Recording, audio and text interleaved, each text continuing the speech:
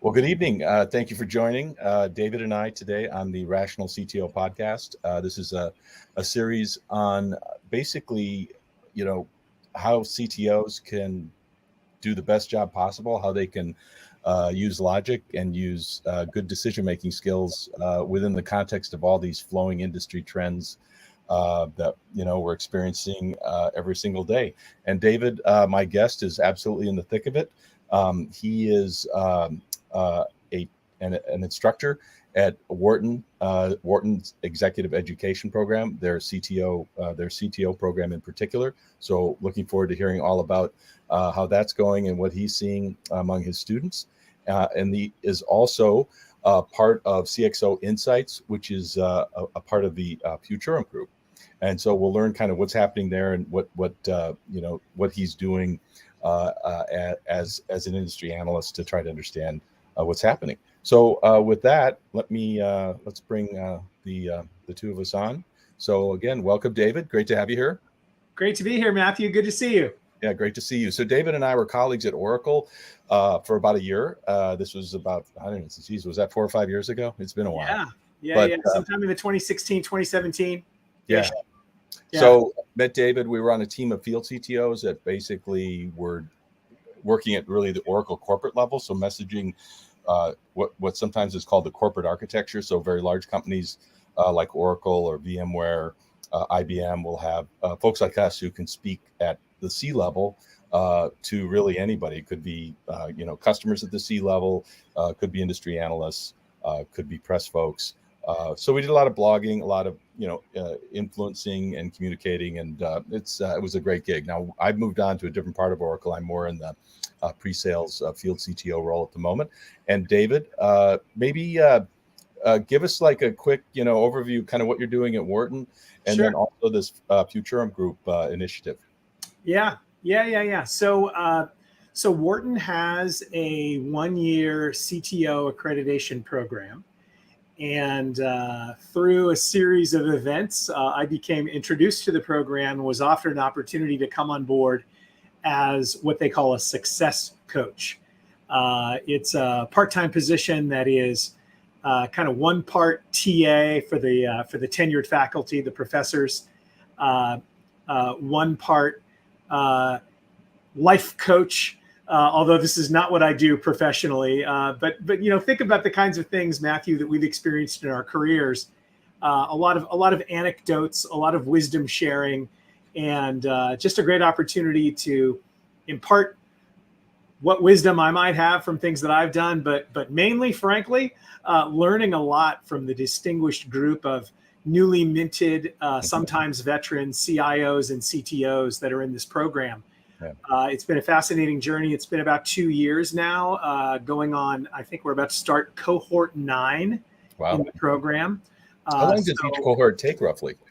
The core of the program is 18 weeks. Okay. And then there are electives that follow the core 18 weeks. Typically, those are taken serially because each one is probably a 10-hour-a-week commitment that people are trying to integrate into their personal and professional lives. Mm-hmm. So the program is we say 9 to 12 months, but I'd say the average person takes a full year to finish the program. It's a significant investment in terms of effort. Mm-hmm. And so when your cohort is going through, like what are the particular topics you're covering? You and I spent a little bit of time on that, but maybe tell our audience a bit about it. Yeah. So I think one way to answer that question is kind of to peek under the covers and see what a conversation might look like between myself and an incoming student when we have our first one-on-one. I try to set expectations as best I can for the program. The first thing that I will mention is that the program is about the CTO mindset. Mm-hmm. It's not about seeking a position that has the title CTO necessarily, because as you and I both know, CTO can mean a lot of different things in a lot of different contexts. Yeah. Often the roles that people have been newly moved into, or the roles that people are seeking in this program, are just as often CIO roles. So we talk about this CTO mindset, and I would define that as as understanding that your role in the organization is to leverage technology as best possible in service of whatever your organization's mission happens to be. Mm-hmm. So it's and from there, we methodically break things down in a way that takes people's experiences that they bring with them to this program, because the average person has got 15 or 20 years of practical experience. Is that right? So your students have that much experience? Yes. Oh, yeah. This is not a grad school kind of thing. This is not theoretical. And again, going back to that initial setting expectations conversation, I describe what we've created, what the faculty have created, as almost empty vessels into which experiences that the participants have, that they bring with them. You pour your experience into these empty vessels to complete the program. We provide frameworks. We provide a lens through which you can view the world. Language that is the opposite of anti-language and three-letter acronym BS. It's real ways to describe things where we say, okay, as an example, when we talk about the role of a CTO or a CIO, if you want to divide things in half or down the middle, you can say, well, it's about being ambidextrous. With one hand, you're running the business. With the other hand, you're changing the business. With one hand, you're keeping the lights on. With the other hand, you're trying to innovate. Yeah. And just that sparks a lot of conversation and study into the subject of, okay, well, how do you do that? Yeah. Jumping ahead, Matthew, I'll tell you that one of the big things that we try to work through in the 18 weeks of the core modules is this underlying thread, this question that's there always, which is, how do you generate consensus in an organization to actually move forward with the kinds of changes that we believe need to happen? Right. And if you can't get consensus, how at least can you generate consent so that you can actually get something done? So CTO, the T's for technology, but really it's about organizational dynamics. It's about personality. It's about politics. There's a lot of stuff that goes into it. Mm-hmm. Oh, absolutely. So let's, give me a sense, and I know part of it's digital transformation as well. So part of what you talk about is really how do you build sort of a digital transformation practice? And I assume that's sort of both in terms of like internally how the company operates, maybe how it interacts with customers, how it builds products, et cetera, but also there's other forms, but kind of how does that sort of fit into how do CTOs how are they supposed to think about that? I mean, it's sort of a vague phrase and everybody talks about it in the industry, but you and I have both been practicing, engineers and practicing, CTOs. So what does that mean? I mean, in like when you want to try to make it real? Yeah. So just full disclosure, my educational background is actually in economics. So to say that I've been a practicing engineer, you have to accept the sort of systems engineering sort of definition of that. I'm not a degreed engineer. It's all been on the job. That's okay. That's probably the best way, actually. Yeah, I would argue that, of course, but real engineers would cringe. So I'm actually part of two programs at Wharton. One of them is the CTO program. We have another program that's a little bit more specific, however, a little more nuanced, and it's the digital transformation program for senior executives or for CXOs, where we have people with there is no kind of prerequisite for technical background for that program. So we have a lot of folks who are, hey, don't use the technical terms. Let's talk about this from a business perspective. Digital transformation is an interesting subject. I had a person who is a leader in kind of the early stage venture capital world, who is frankly transforming the way that world works, leveraging technology. And his first comment when I had him as a guest speaker for my class, he said, nobody says digital transformation in Silicon Valley. It's assumed that it's digital. It's transformation. Right. So, right, exactly. So yes, transformation just by definition is going to leverage technology today, and it's therefore going to be digital. But what's interesting, when you take a cohort of 100, 120, 130 different people from different backgrounds in the CTO program, or 30 people or so from the digital transformation program, you have people who are in the food industry. You have people in the software industry. You have people in retail. You have people in government, defense, all of these different categories. And so transformation takes on a different meaning for all of them. When you're, I have a student that's specifically in the food business, where we're talking about working with the actual farmers who grow the crops, and then that entire distribution chain. So how do you digitally transform that as a business? Well, what are they doing? Well, they're doing direct to consumer stuff that wasn't possible before. You could remove the transactional friction that used to be associated before the digital technologies were available. So it's a mind-blowing gamut of examples of what people are doing in the transformational phase.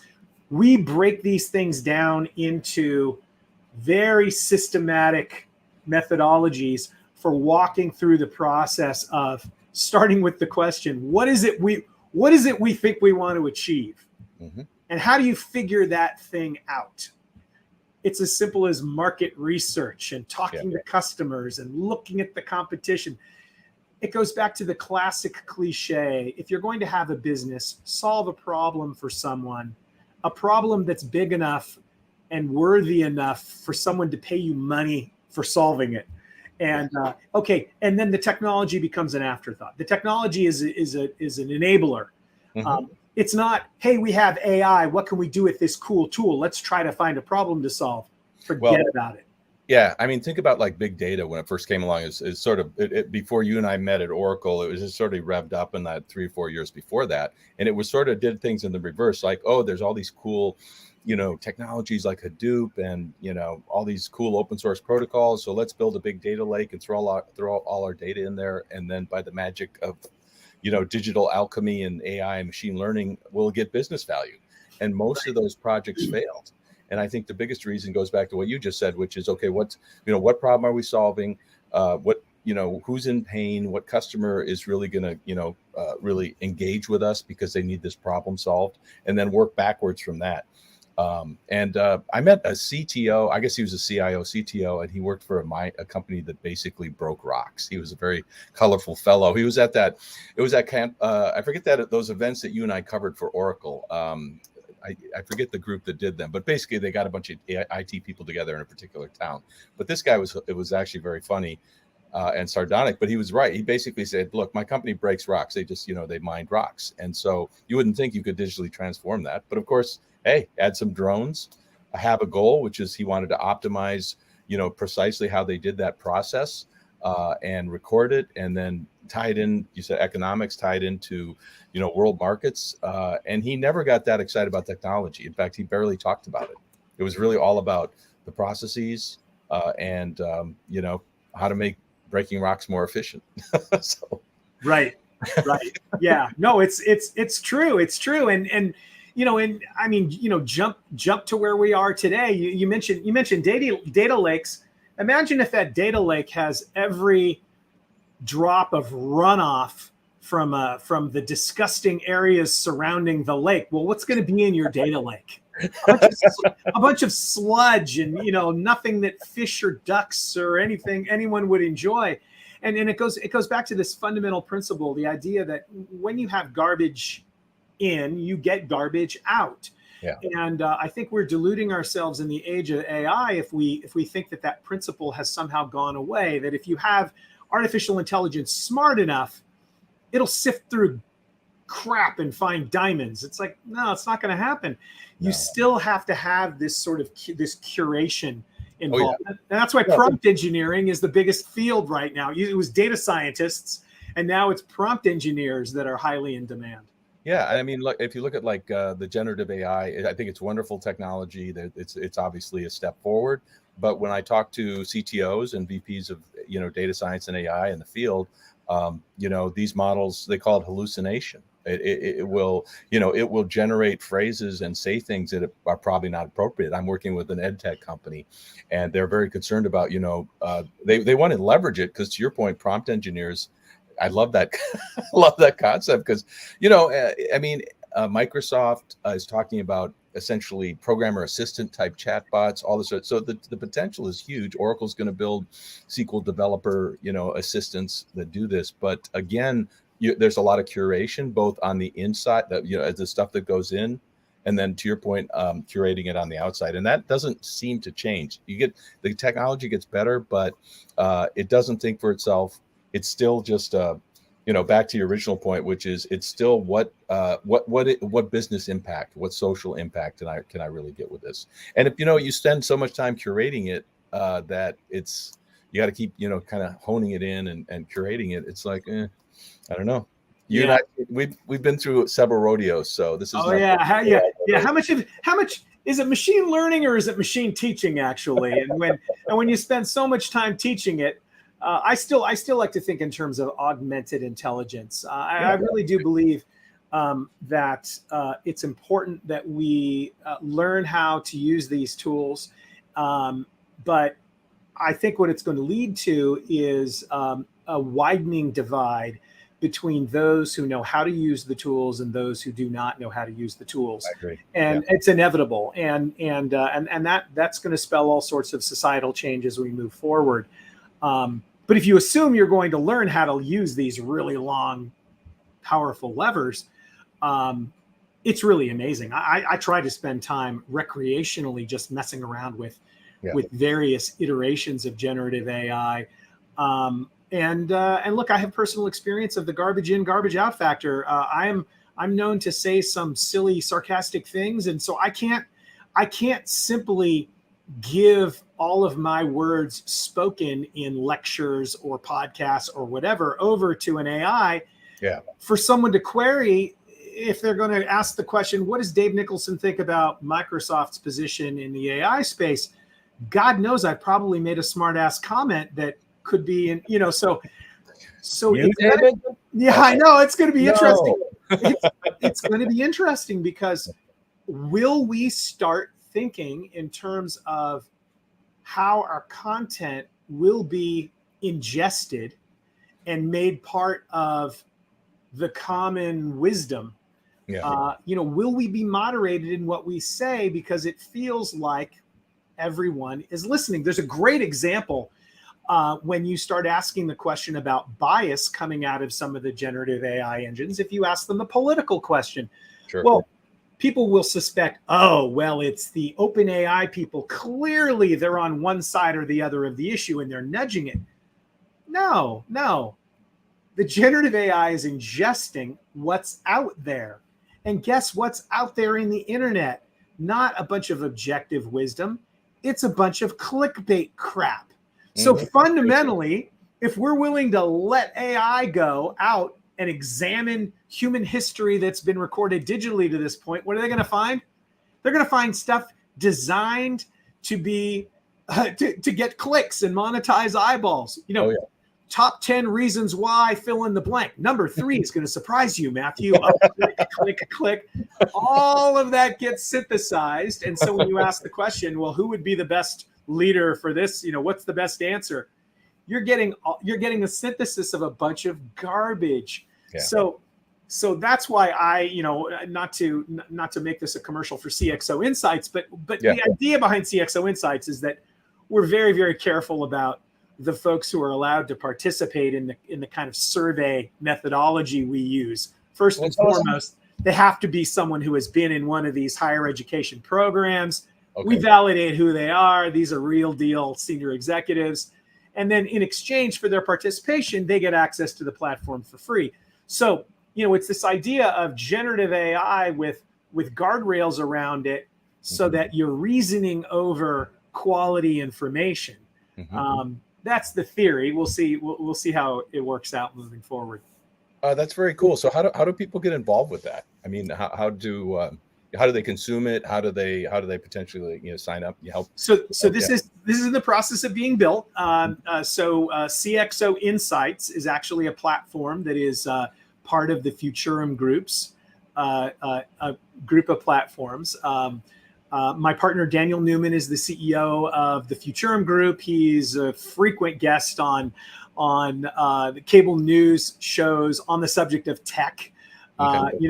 NVIDIA has an announcement. They talk to Dan Newman.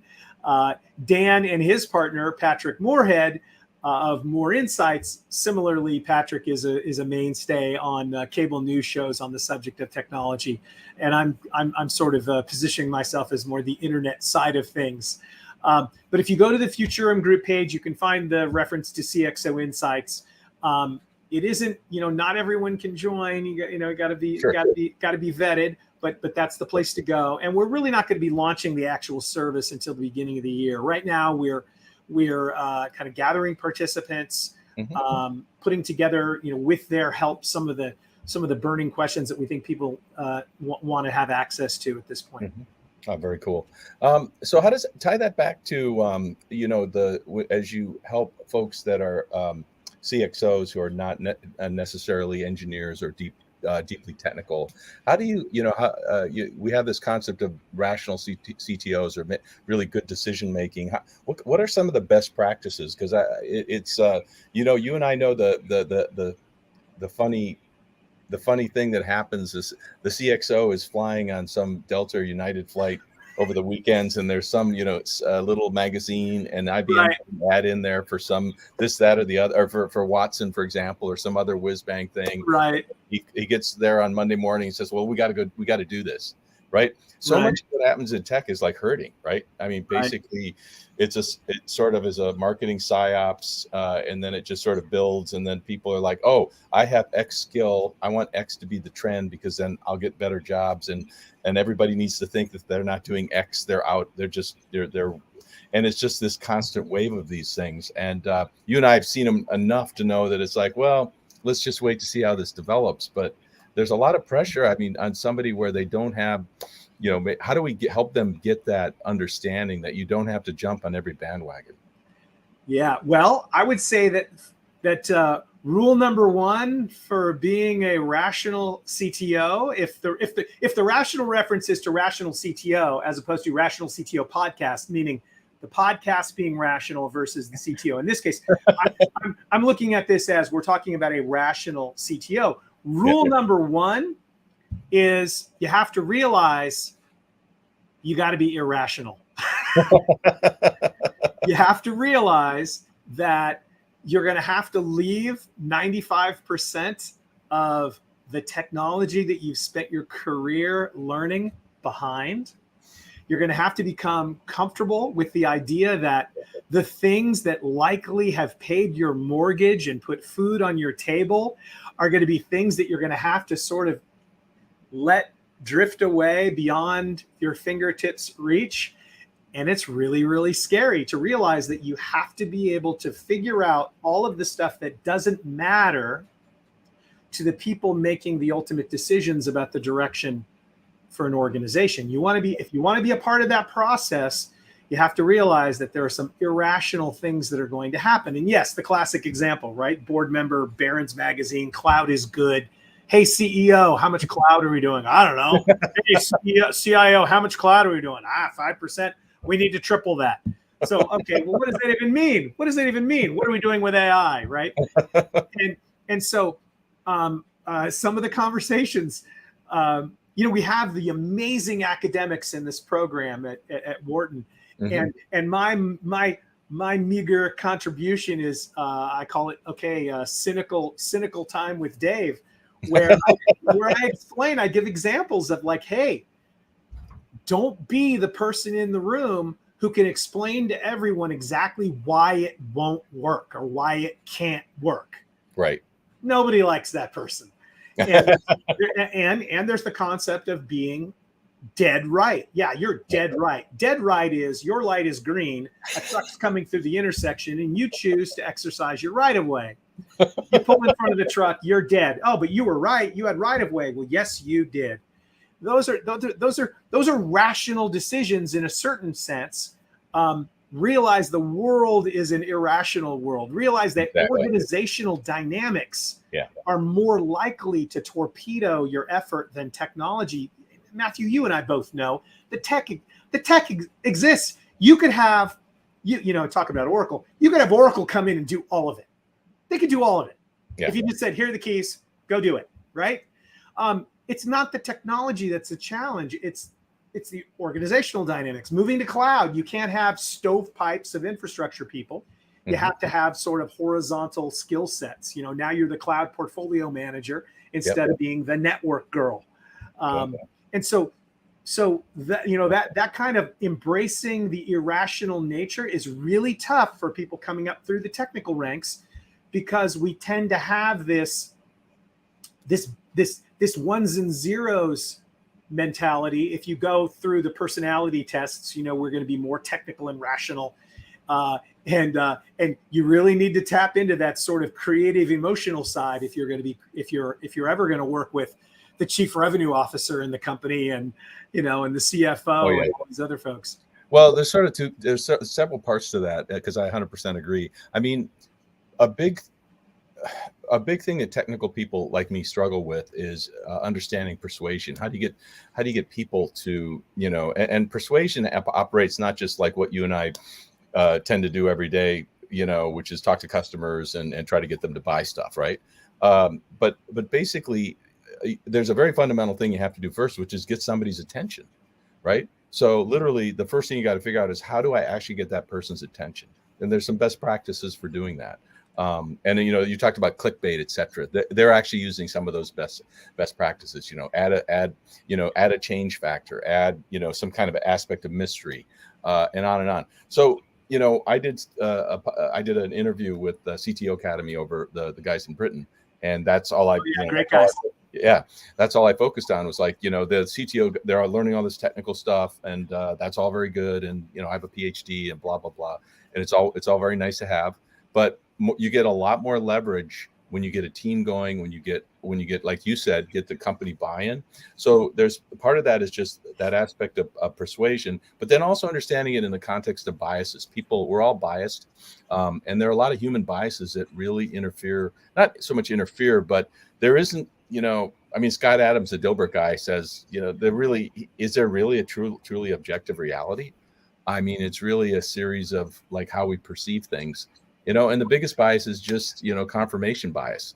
We all like, if you hate Trump, you like to watch stuff that confirms your bias against Trump. If you love Trump, you want to watch stuff that confirms it otherwise. It's that irrational thing you just described, right? You have to be irrational and say, you know what, I've got these biases, and I just want to hear what makes me feel better. Whereas you really have to fight that. You really have to, push back on that.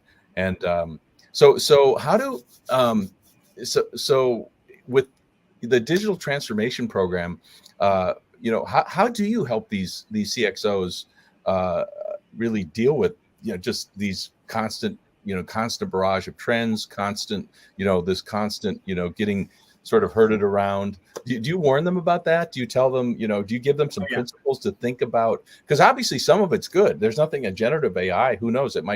It could very well replace Google search, for example, right? Because that's one area where it's, I've been very impressed. We're using it in different areas. So how do you help these folks, make the right decision and make the right moves? Because that's not an easy job. No, I think fundamentally it's about instilling a disciplined approach. Mm-hmm. And when you have a disciplined approach that you're going to follow to evaluate whether a transformative idea makes sense or not, you're less likely to be befuddled by bullshit.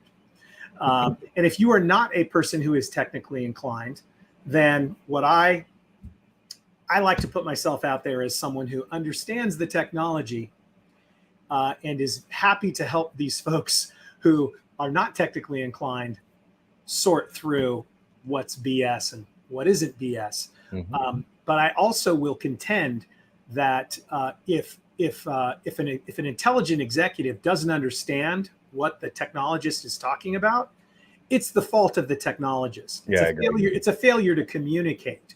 Yeah. So what I, aside, so there's this idea of the disciplined approach that makes you immune to nonsense, but also setting the expectation with these senior executives who are not technologists that they should have the expectation that their technologists have the ability to communicate to them whatever the complex thing is in a way that they understand. Mm-hmm. And now I'm projecting my personal bias because I think I have a pretty good set of skills in this regard. I will ask people, do you have any hobbies? Yeah. And try to explain AI in terms of fishing, if they like to fish, whatever it is, because again, it's the person trying to communicate that is responsible for the success or failure of the communication. That's what I teach my students anyway. Demand that of your technologists. There's nothing we could argue about this, but when you see a t-shirt that has a relatively complex mathematical formula and it's a joke that only someone who has a PhD in math would get, I would say that that's not funny. If people don't get the joke, it's not funny. I guess it's like, okay, it's an inside joke. Okay, that's funny. But you can't run a business that way. If the person who you rely on for technology is wearing those shirts and laughing at you because you don't understand it, fire them. Get somebody else. Yeah. Two kinds of people in the world, Matthew. People who consider their value to be based on the information that they possess that they can hide from others and leverage for their own benefit, versus people who base their value on how well they can communicate information to others. Yeah. And so, I like to be around. I like to be around the guys behind door number 2. Yes. When it comes to that. Yeah, absolutely. So, well, very good. So we got a bit of let's seg over to trends. So, both industry trends and kind of maybe what you've been seeing. What like your students, let's say on the CTO side, what changes are you seeing among the students? Kind of where their interests lie, how they're being leveraged by their employers. What would be your advice to a young aspiring CTO based on kind of what you're seeing from your classes and what your students are seeing out in the field? I would say, don't let anyone tell you that AI is just hype. It is hype, but it isn't just hype. Sure. It's very, very real. I would say that if you are, despite what I said about leaving 95% of technology behind, it's the which 95%, what 95% do you leave behind? That's the key to success. And I often admonish people about leaving behind considerations of what their infrastructure looks like. So I frequently will tell people, hey, listen, if you take your eye off the infrastructure ball, you're making a mistake. Yeah. If you don't want to, if you're in an organization that's very, very large and you need people in your organization to take on that responsibility and then report to you, then do that. But you need to have someone who's keeping their eye on the infrastructure ball. Why? Especially as we move into the era of AI, it's very, very easy to get swept up into the NVIDIA world. NVIDIA, frankly, like Oracle, like Apple, you offer the opportunity to have this walled garden where the plants will flourish. Mm-hmm. And there's a value proposition to that. The argument that within those walls, the plants are going to be beautiful compared to the wild meadow where, okay, fine, wildflowers, great. But if you're growing flowers to sell at a flower market, you want to fertilize them and take care of them and do all of these things. So there will be a battle between open and closed in the world of AI. Right now, I think NVIDIA is taking that and running away because I think there's a race to prove how much we don't care about the underlying infrastructure, using terms like serverless and lights out data centers. Oh, it doesn't matter. It doesn't matter. Well, someone needs to care about it. Oh yeah. So first thing, AI is very real. Don't take your eye off the infrastructure ball. I think that's really important. Yeah. And then don't assume that, and this is broad strokes because it varies wildly based on industry and organization, but don't expect that your wild success in leveraging AI is going to be something earth-shaking that no one's ever heard of before. I think the vast majority of the benefit from AI is going to be relatively simply driving efficiency.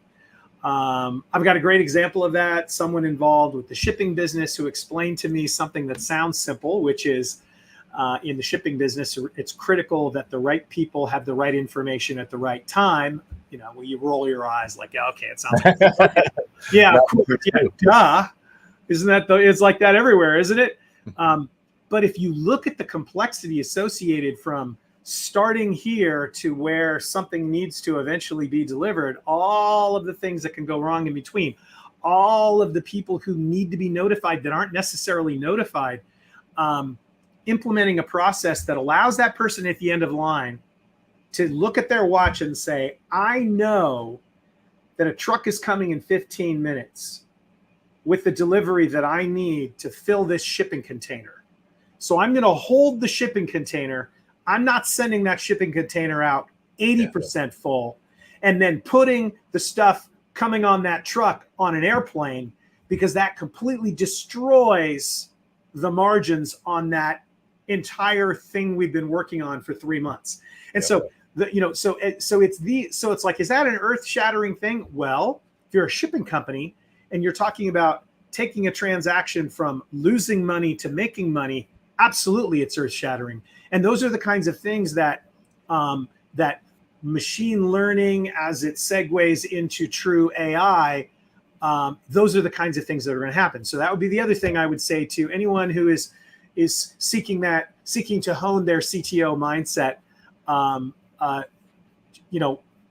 First focus on the mundane, because that's where most of the inefficiency exists in our economy. Again, looking at it through the lens of an economist, thinking in terms of that production possibilities curve. We improve technology, we improve the lives of everyone on the planet potentially.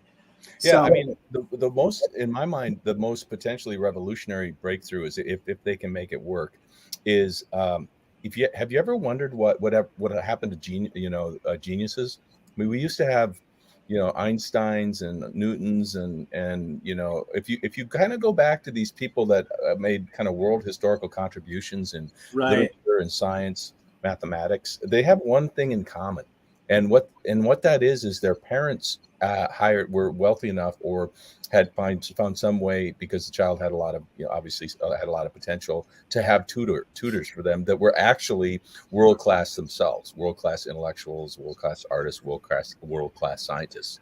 And so if you think about think about a tutor that can absorb a large language model that has absorbed a lot of science and then that large language model is tuned to teach a person, a very, very bright young child, literature from several different aspects. Probably isn't going to quite reach the same level that these genius, but it's that potential, and then you can also scale it. It's really not, we live in an egalitarian democratic society, so it's kind of rude to talk about some people get to have these special treatment of all this attention, but frankly, that's kind of what it takes. And as the way I see it is AI could potentially scale that to the point where, so that is and it's sort of good, and it's sort of like back to your rational thing, like we're supposed to be scared of AI, but here's where AI could, I think, potentially help people really reach their absolute fullest potential. I think that's fascinating. Yeah, Elon Musk is contrarian on the subject of population, and I know that the way that he looks at it is look. Standard deviation, bell curve deviations. More people means more people at either end. And so if you want more people who have that capability to make the true breakthroughs that uplift all of humanity, you need more people. Well, that's one answer. The other answer is, well, hold on a second. it's not that there were only 5 individuals who were capable of making those world-changing discoveries or having those world-changing insights. To your point, it was that not enough of those people who are capable of delivering that have had the kind of nurturing that they need. And I totally believe that. There's no evidence of you haven't given me any evidence to prove what you say is true, but intuitively I believe it. I believe that we have massive wasted human potential. I mean, think about it. Neil deGrasse Tyson does an awesome kind of talk on the continent of Africa and what the diversity looks like in terms of humanity in Africa. And you've got the tallest people, the shortest people, everything in between. At any attribute you can imagine, there are all of these extremes. And so you take a place like Africa that is historically poor by global standards in terms of per capita production.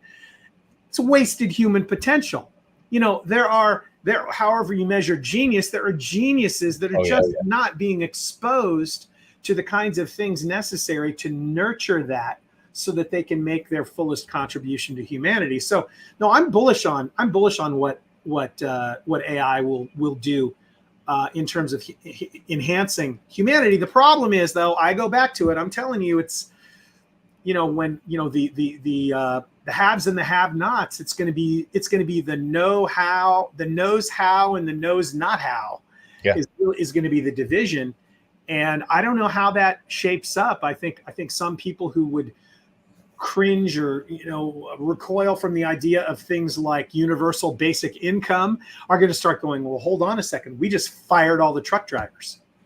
You can't just tell them to go all pound sand and learn to code. It doesn't work that way. No, it's going to be interesting. No, absolutely. And, speaking of code, I mean, Microsoft has got an enormous push for, they call it this concept of co-pilots, right? Traditionally, that was something called pair programming. So you'd have like an experienced programmer with somebody who was new, but, somewhat, had talented. And it's crazy because like in my career, I haven't done development in a while, but if I could go back in time, that's something that I would almost always, do because basically it's a great way to get, help senior people help other people get up to speed, number one. And I think it makes programming a more humane and social. I mean, some people are just so introverted that, just sitting in a cubicle and coding is awesome for them. But most people, even programmers generally, are not that introverted. But this whole concept of like automating that into a co-pilot. And actually, if you think about like programming languages they aren't just like free form as like just English language text. I mean, this thing has to go through a compiler. There's many patterns. There are many patterns of code that are well known to be really good patterns. And in fact, back in the 90s, when I was doing research at the university, I started working in that area, just writing code in a specific pattern, and then leveraging that insight, the fact that you knew it was going to be built a certain way, you could really powerfully transform it. And that only became cool a bit later. But now with co-pilots, they can help you generate the right pattern. So I think it's going to make it literally speaks exactly to what you're saying. If you're a programmer, if you're just an average programmer and you figure out how to leverage these co-pilots really well, you can have a very serious leg up. And everybody's doing it. Oracle's got essentially SQL programmer co-pilots going on right now. So everybody's building, these powerful tools. And by the way, I can connect your AI, your AI point about AI and infrastructure. Oracle, it turns out, by not so much an odd coincidence, but the company we if you look at our cloud, what it's really good at is IaaS. It's just very efficient compute, very efficient networking and storage. The stuff you and I kind of did in our careers really love, but it just turns out that they had to build it really well because they were running this hardcore enterprise database, all of these hardcore enterprise apps, and then as a side effect, we ended up being very good at high performance computing, which actually AI, if you look at the NVIDIA, it's just huge clusters of these machines just grinding away. They need lots of networking, need lots of memory. and lots of storage, and it all's got to be richly interconnected. And so that infrastructure piece is actually the reason why we're like 2 billion in bookings from the top 30 LLM startups. And we are just, it's really, it's one of my equivalents. Dogs agree. Yeah, that's right. So, but yeah, so these things are interconnected. And speaking of infrastructure, we got about 10 more minutes, but I just wanted, so you were at VM Explore. Yeah. And, yeah. I saw on one of your LinkedIn posts you've been a regular there for years. It's something I've really wanted to explore, but VMware is alive and well.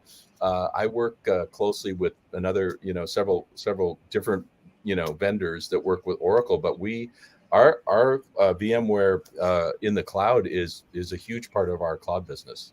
It continues to be it seems to be a innovating ecosystem. It's a great community, and the company keeps driving it. So, what are your thoughts after this week's VM Explore? I think they did a good job from a messaging perspective. There were a lot of burning questions about, how would the Broadcom acquisition of VMware affect customers in particular. And hopefully customers and users walked away reassured to the extent that that's possible. Mm-hmm. I think people who work for VMware, there will be some disruption there. There's no question about that. But it will be healthy. It will be healthy for the marketplace to have VMware refocused on what it does well, less distracted from some of the things that are the results of misguided corporate policy. Mm-hmm. And so I think the future for VMware looks good. Is it an upward slope?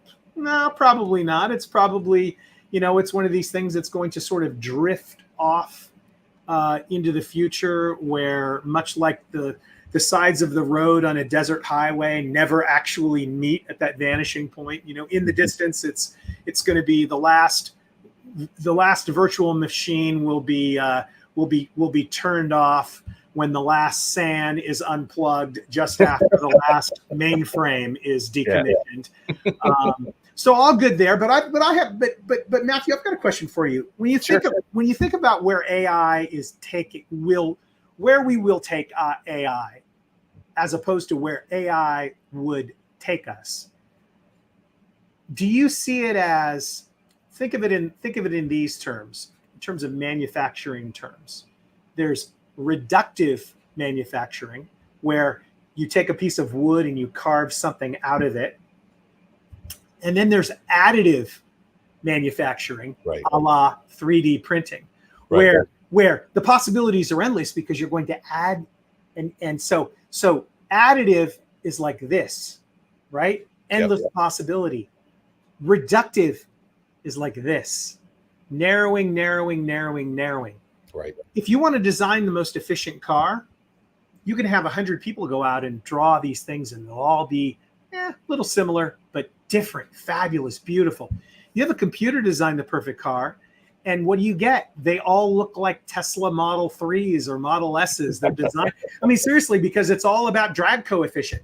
Yeah. And so there are only, really, it's tough to differentiate once you've settled on what the best mathematical answer is for something. Right.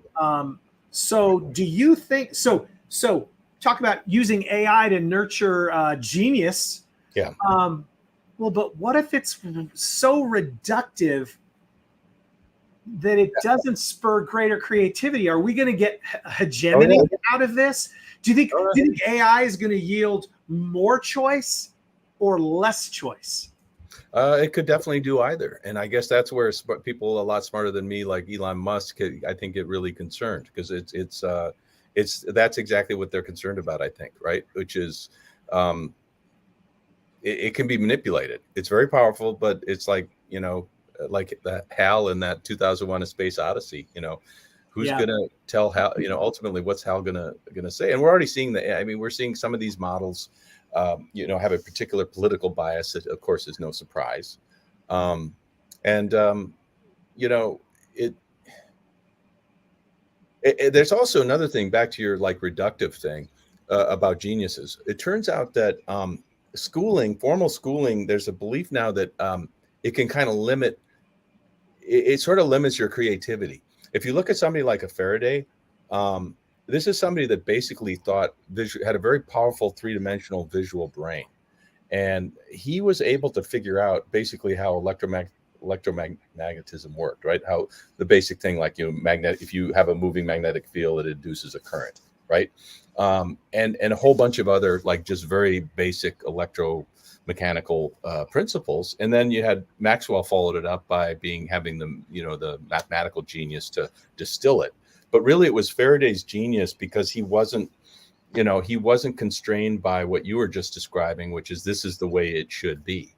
And it's very often, that's really where super creative types, there was this a mathematician in India, and I forget his name, and I don't remember how much formal schooling he got, but basically he just was, he reinvented all sorts of stuff, mathematical ideas that had already been established independently. And then he went on to do his own amazing work. So yeah, back to your point, which is if AI ends up being highly restrictive, if it's trying to like stamp out the same thing, then it's not even remotely going to reach its potential. And I'm not enough of an expert in these large language models to understand the best practice apparently is you generate a very large language model so it can converse in English, and it has sort of the base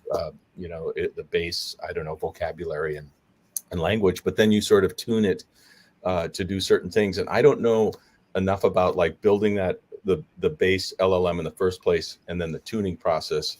Can you ensure that how do you make sure that these things go in the direction that you and I both would agree is a positive direction? So that was a long answer. Sorry. No, it's good. It's good. And when back to the subject of genius and nurturing genius, Elon Musk, hey, you want to know what fed his brain?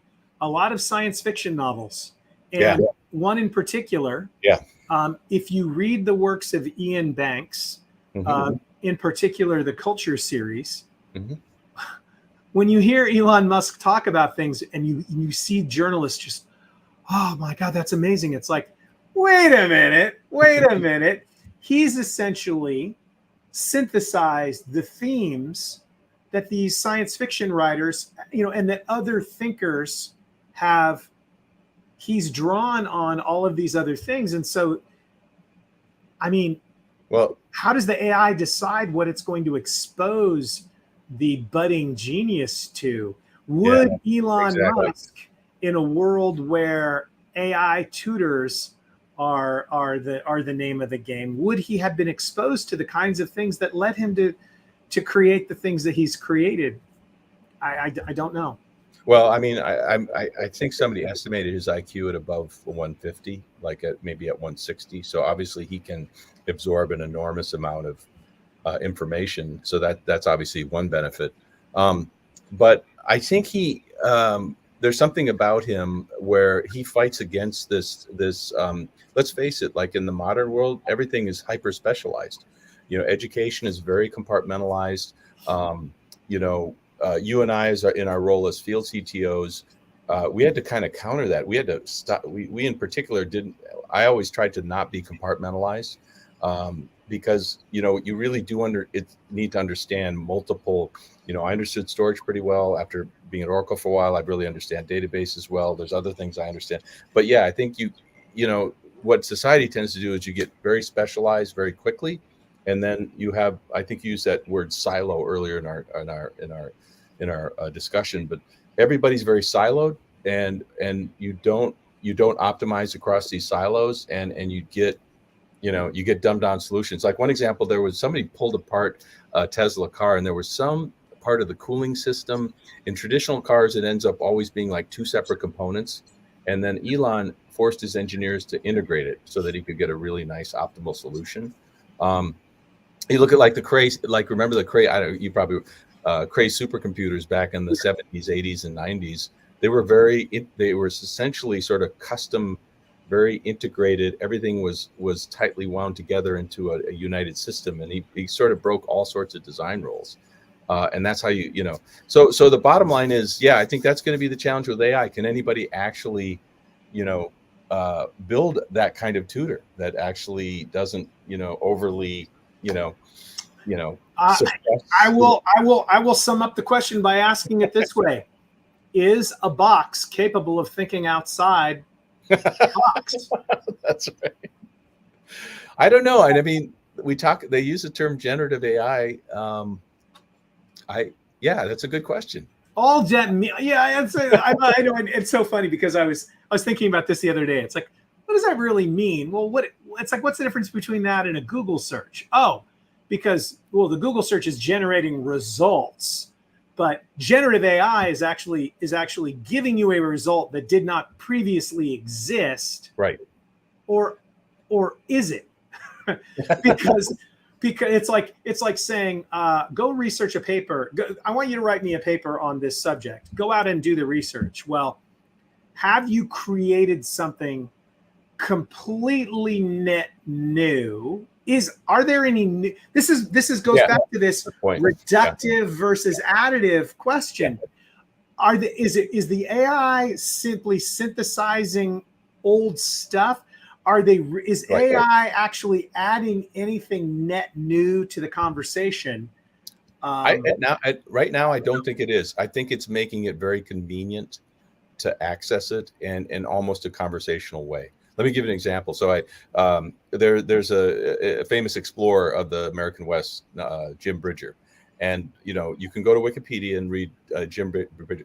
And sometimes Wikipedia is actually quite good, but a lot of times it's not, it's kind of lame, to be honest. It's just, and I was very impressed. I went to ChatGPT and I tried it, and it was a very good entry.